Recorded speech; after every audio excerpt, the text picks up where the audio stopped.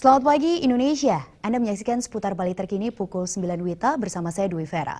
Untuk mengantisipasi banjir diperlukan berbagai upaya seperti menyadarkan masyarakat menjaga kebersihan lingkungan dengan cara membuang sampah pada tempatnya. Penyadaran ini akan membantu pemerintah Kota Denpasar dalam mengatasi banjir yang kerap melanda Kota Denpasar. Banjir yang melanda sejumlah kawasan di wilayah Denpasar disebabkan oleh berbagai hal.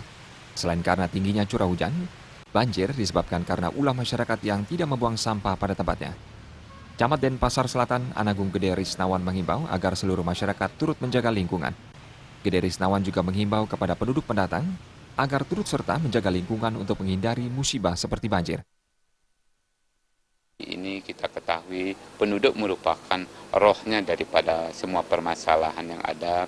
Oleh karena itu apalagi Denpasar Selatan berada di daerah hilir, sehingga dengan pertambahan penduduk yang sangat tinggi ini sangat mempengaruhi sekali dengan lingkungan. Apalagi pada saat musim-musim hujan seperti ini, inilah yang kami selaku aparat pemerintah terbawah selalu mensosialisasikan kepada warga masyarakat yang ada, baik itu masyarakat yang wad yang ada di Denpasar maupun masyarakat Denpasar yang pendatang yang ingin mencari mata pencaharian di Denpasar. Ini kami harapkan harus peduli dengan moto Denpasar rumahku, Denpasar kotaku ini supaya betul-betul tetap terjaga, sehingga marilah kita dari sekarang untuk menjaga bagaimana ke depannya Denpasar.